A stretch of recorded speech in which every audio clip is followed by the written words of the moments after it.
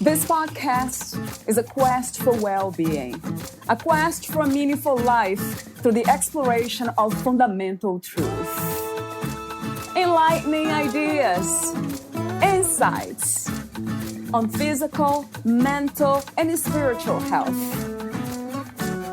The inspiration is love. The aspiration is to awaken new ways of thinking that can lead us to a new way of being well. Welcome to Body, Mind, and Soul Healing Conversations.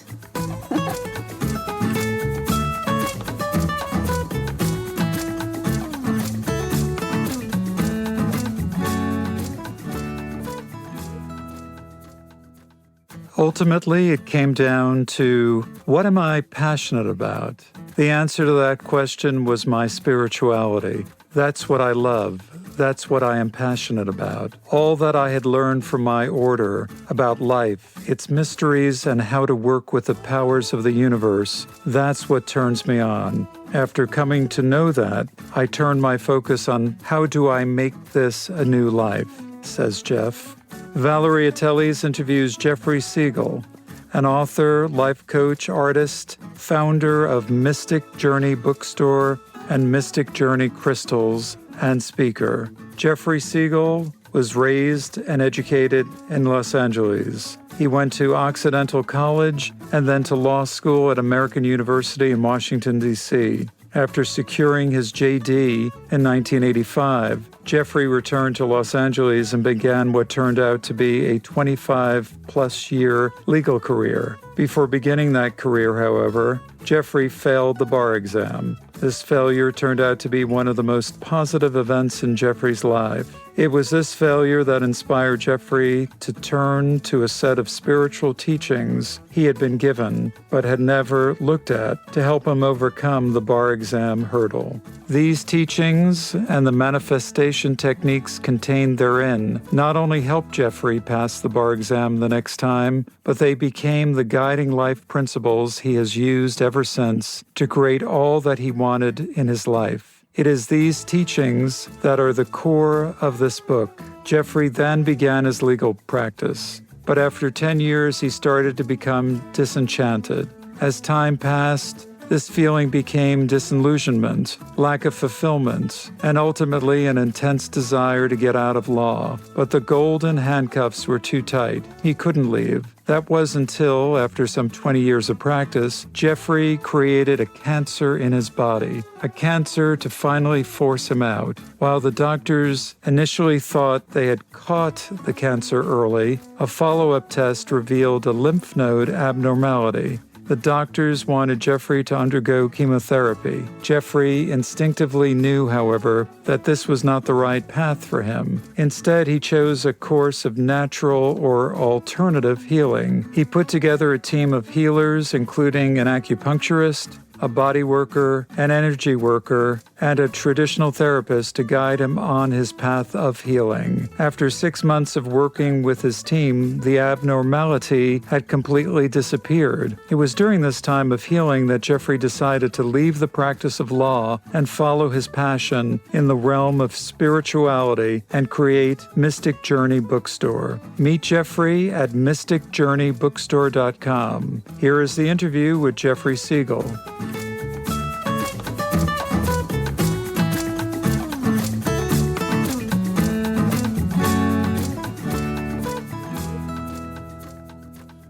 In your own words, who is Jeffrey Segal?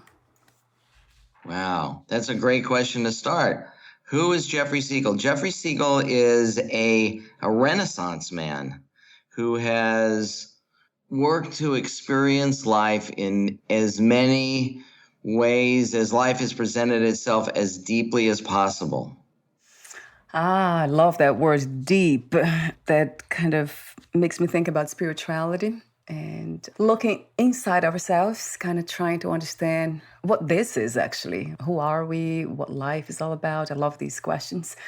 So when you say deeper, please give me an idea of how deep you went on the experiences of life so far, Jeff.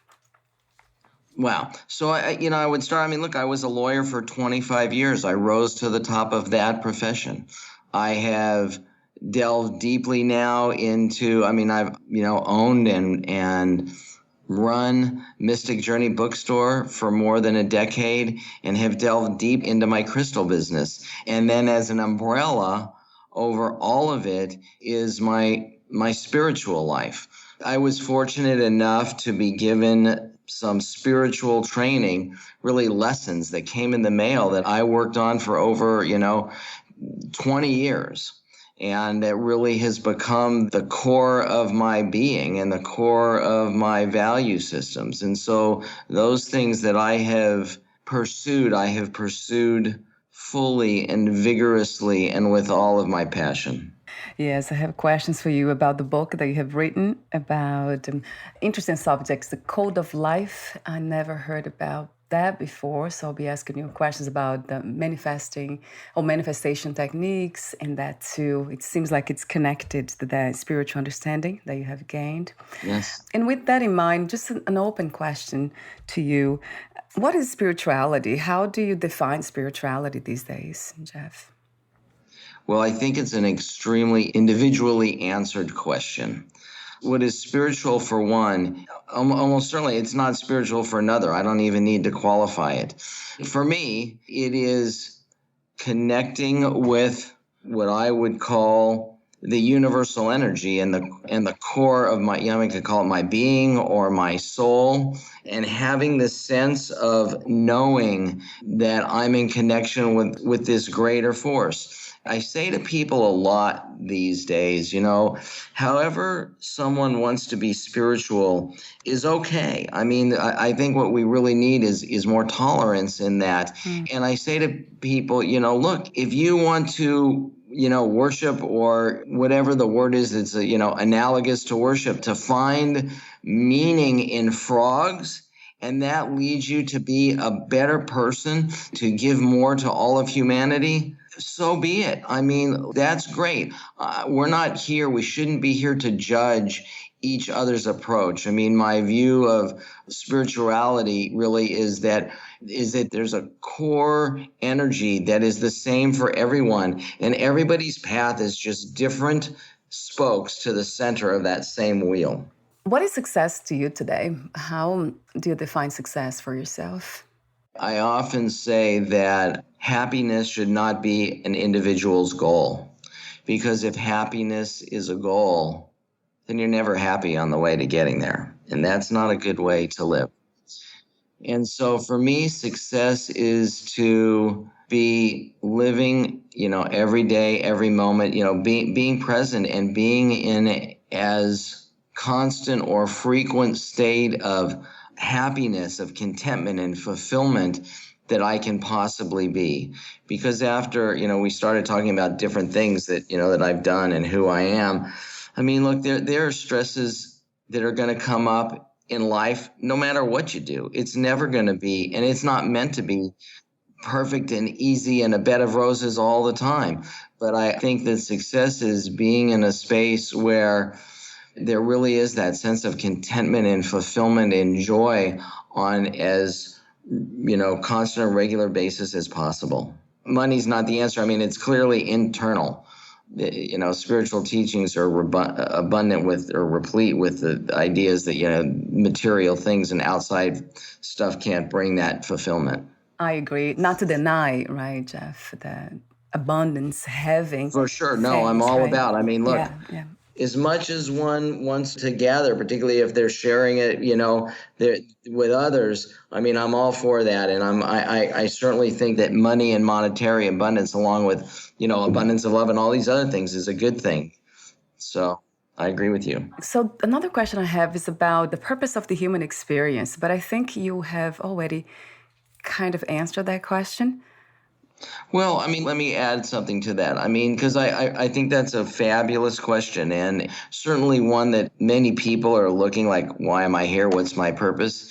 And my personal answer for that is to experience as much as possible and to share that experience with others. I believe that the universal energy sees through our eyes and hears through our ears and experiences through us. And that by us experiencing as much as possible on this physical plane, that universal energy is getting to experience with us all these different things. So let me ask you a few questions about healing.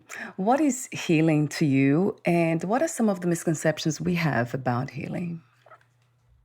Healing to me is bringing one's mind, body, and soul into alignment with one's true purpose. I mean, when disease, is dis-ease. I mean, something's not easy. Something's not in alignment.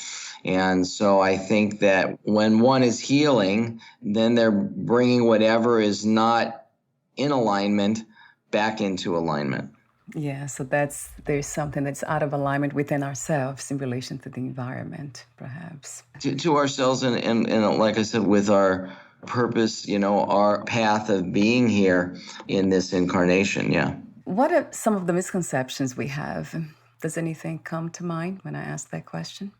Misconceptions about healing. Well, I have Mystic Journey Bookstore and Mystic Journey Crystal Gallery. And at our bookstore, we have intuitive readers. And at the Crystal Gallery, we have crystals. And I think a lot of people think that either our readers or our crystals or something can bring instantaneous healing or even starting the path to healing, but everything needs to be just right. It doesn't, people will ask me about use of crystals and healing, and my response is always that, particularly if a healer, a third person is involved, there has to be some connection between the healer, the one being healed, and the crystal. It isn't always there, but that doesn't mean to give up or to think that it's never, it doesn't work or all this stuff. I mean, there's just some moment or something that has to come to bring everything together where that healing can happen. I have heard before, which is kind of an interesting phrase, that all healing is self-healing. Yes, I agree with that. I mean, all the crystals or anything else, along with a healer, are merely tools or instruments to help one heal his or herself. I mean, look, if you have something in you that needs to be taken out, that's a little bit of a different thing. But then even the healing after that, it's internal work. This might be a good time to talk about your own healing journey, Jeff. You're diagnosed with cancer. I think it was suggested that you went through the process of chemotherapy, but you didn't. So you healed yourself in a natural way. So that really caught my attention when I read that. Thank you for that. I had been a lawyer like I said, I was a lawyer for 25 years, but after about 10, I really started to not enjoy it. And over time, I really, really wanted to get out until one day I said to myself, if I don't get out, I'm going to get sick. And sure enough, and I say this and I believe it, I had given myself cancer to finally push myself hard enough to get out of the practice of law. I had testicular cancer, and so they did surgery, and they thought they got everything. And then I went back for my first follow-up, and they said, nope, I think we were wrong. Something's wrong in your lymph nodes, and you need to have chemo. And for me, one of the most important moments was instantaneously, I was like, that's not right for me. There was no doubt in my mind. Hearing my inner voice, my intuition, whatever label you want to put on that, was crystal clear to me that that was not my path for this. And even though my best friend was my doctor and was and very scientific and didn't want me to not have chemo, I was like, no, I have to do this. And it was funny. He made a deal with me. He's like, you do your little foo-foo new age stuff for 90 days and we'll test again. I'm like, deal. And so I put together this team of healers. I had an energy worker and a body worker. I had an acupuncturist and what you would call a regular therapist. And I did this healing work. I took a sabbatical from the law and I did this, healing work with my team. And I went back to test after 90 days and the abnormality had gone away by 50%. So my friend doctor, he's like, I said to him, well, do I get another 90 days? He's like, okay, I'll give you the other 90 days. And sure enough, after another 90 days, whatever had been reading wrong had disappeared. And really, to me, it was about, again, it was so much about that moment of knowing my path and feeling it and pursuing it. And then using one of the things I learned from this, I had been very good throughout my life in manifesting things externally in the external world. And this was my opportunity to manifest internally, to use the same techniques inside my body that I had been using outside. And so I used those techniques, and I had my team of healers to help and, to support and guide me in certain ways. And my path took me to where, like I said, the abnormality disappeared and I started a new life. I left the law and started again. Thank you so much for being you, for embodying the true nature and just letting it do what it does, just life itself flow. I love that human beings can come to this point one day. All of us can experience this, just the letting life be life and not getting away and trying to force the right things to happen in an unnatural way. Or one of my first true spiritual teachers told me one time that my biggest challenge in walking my path would be to get out of my own way. Yes. What do you love most about being in a human body? Wow. I mean, I get to experience incarnate life and all of the beauty and all of the love that is here. I live at the beach. I mean, I'm looking out at the ocean now. This is one of the things that I manifested that I wanted. I travel the world. I've had fabulous relationships, beautiful daughter. So I think you said something earlier where, look, life, incarnate life is a true gift. It's a blessing. And so I love it. I wrote something down the other day that I look at frequently that says, live life like it's a dessert. I love that. Yes, that's cute. I never heard it that way. And my last warm-up question is, what is freedom to you? What is your idea of liberation? Freedom is, being able to pursue one's own desires. To not feel constrained. And, and I can relate it back to myself. Look, many of us feel tied or really in handcuffs in the situation that we're in. I certainly felt that way as a lawyer. That's part of the reason I stayed there for so long and made myself get sick. But the fact is that there really are no handcuffs. We can change our lives in an instant. And it's a matter of being brave and having faith that the universe will always provide. You wrote the book, The Tiny Book of Big Manifesting. Talk to me about how you became a writer and what was the main inspiration and intention of writing your book. I became a writer because I felt that I had certain experiences and certain wisdom that I wanted to share. This wisdom some of it was given to me, some of it was learned through experience, and I wanted to share. And a lot of people would say to me, you should write a book. And it's interesting. It brings me back. There was a time when I was a lawyer where I started painting. And I started putting, paintings in my office as a lawyer, and they were hearts. So it was really unusual, right? And people were like, you should do more and more. And I actually expanded that and ultimately had a show and did great. And it was from encouragement of people and from speaking with people.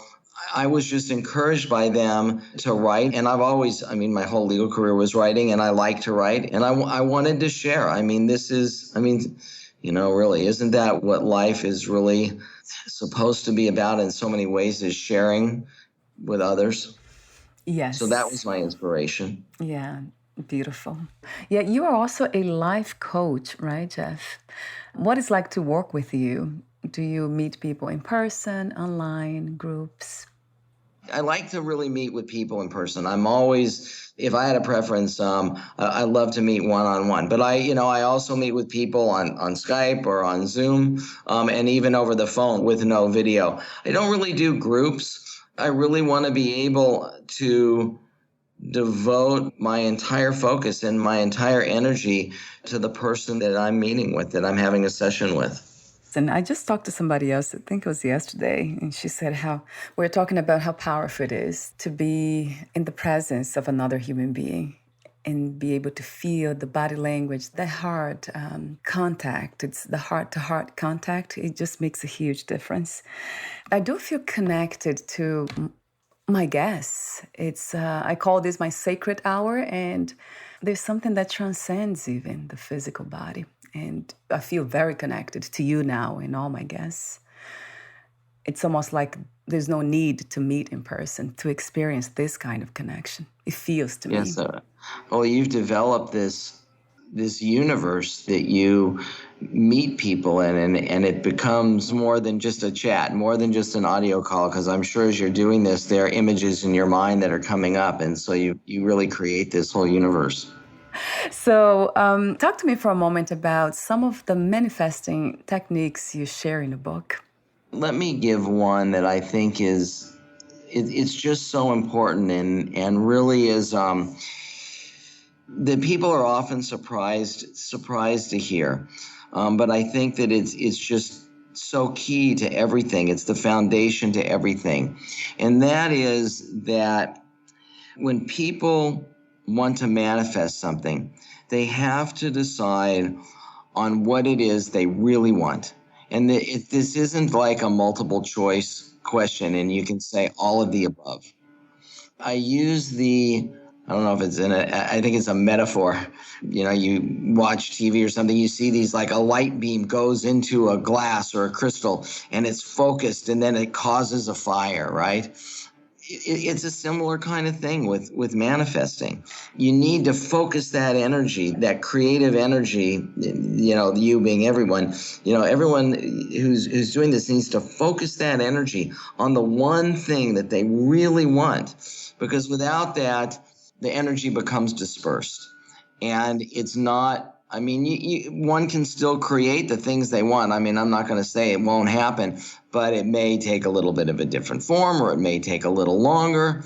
But when one can really bring that one thing into mind, that's what really starts to catalyze the manifesting process. It resonates. It makes a lot of sense to me. What my question has been is, how do we do that without the attachment to results, the expectations? Because I don't, like in my case, that would be something that I would not like to practice, to kind of think about something that I want and then not have this desire to get there. Basically, the question is, how can we visualize or want something, be very clear about what we want without the attachments to it? Okay, so that's a great question. I mean, the thing to keep in mind, I'm going to say, is that we're creating all the time. Okay, everything that we're thinking or saying can lead, you know, we're directing the energy of the universe. We're creating, I mean, what happens with so many people who having hurdles in their life or challenges in their life on a recurring basis, a lot of what's happening is that they are unconsciously creating. And so the idea is to consciously create, to consciously co-create with the universe, and to do that with something that you want to have happen. And yes, there is that, you know, don't be attached to the outcome. And so, if something doesn't happen, the idea would be don't think, I'm a failure or it doesn't work. If something is not manifesting that you want, then this is for me. Once again, something's not quite in alignment. And it's not necessarily a negative thing. It's something to teach one to go back and to reevaluate and to change something and to learn from it and grow from it. Everything has a positive lesson to be learned. And so, that's why don't get necessarily attached to the outcome. If something doesn't necessarily work the way you want it to, then take it as a growing opportunity. Yeah, I love that, because in this way we are just open. There's this open-mindedness and open-heartedness. That's something that I really value. It makes life so much easier. It kind of wish for things, but at the same time, to be open to whatever comes. Another question I have is about that you mentioned about your book is the code of life. What is the code of life? So for me, it's really a set of values to live by. Because, I mean, look, there in our bookstore, like we have a whole section on what we call universal law, on manifesting. I mean, look, there's certainly some core teachings on manifesting that don't vary at all. There are lots and lots of books and people to teach and coach and guide people in manifesting. But I think that a lot of times what is missing or what can be added to the manifesting techniques to really to accelerate them and to solidify them is a sense of values. And so, I mean, I'll give you one, for example. So for me, my integrity is at the core of my being. I work on a regular basis, on a constant basis, to make sure that my words and my thoughts are true. That there's no, I mean, look, people talking all about little white lies and these kind of things.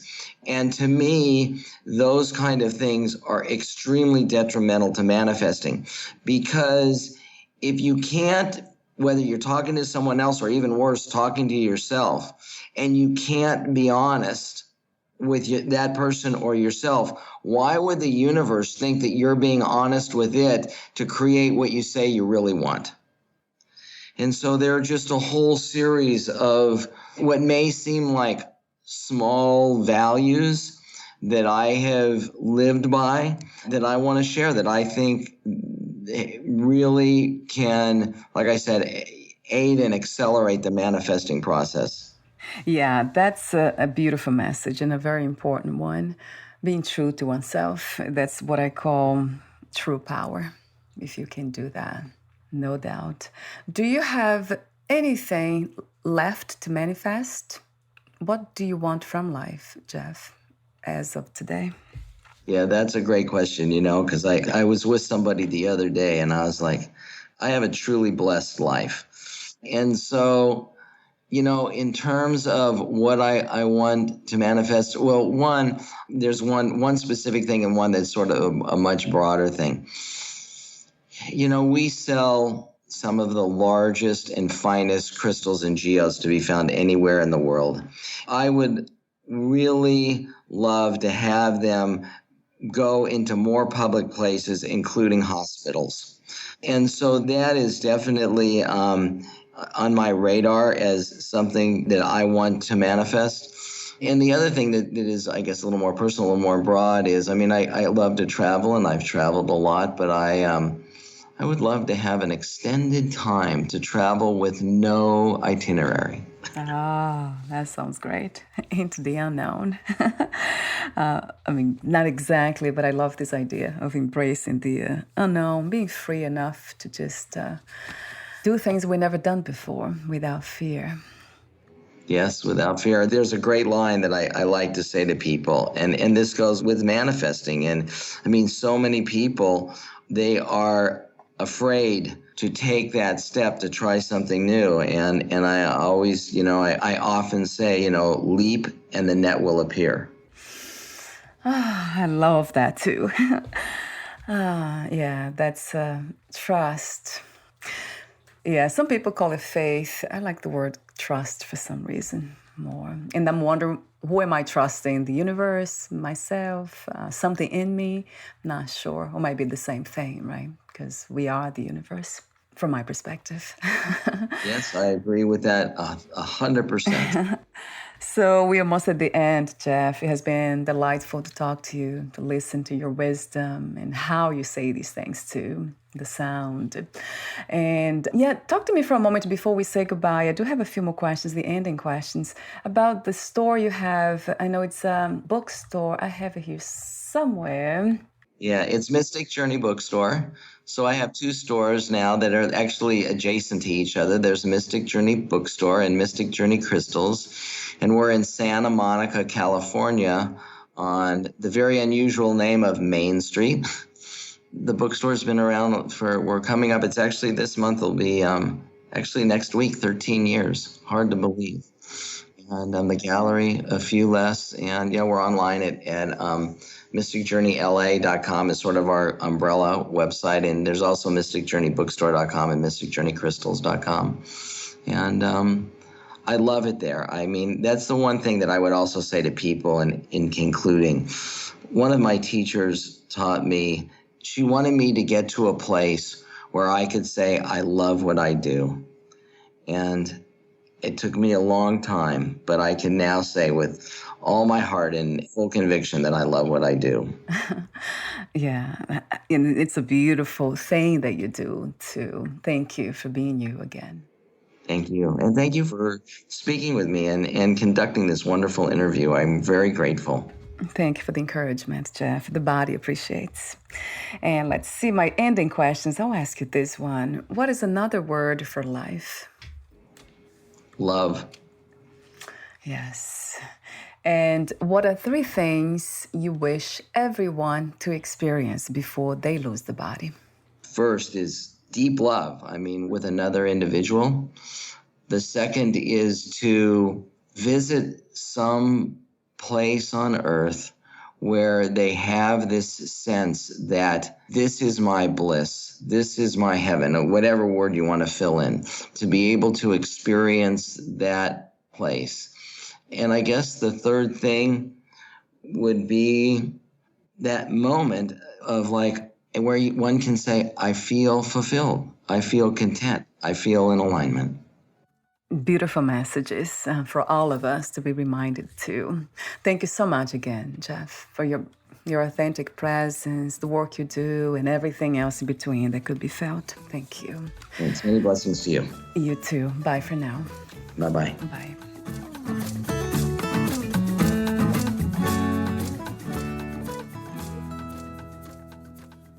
Thank you for listening. To learn more about Jeffrey Segal and his work, please visit mysticjourneybookstore.com.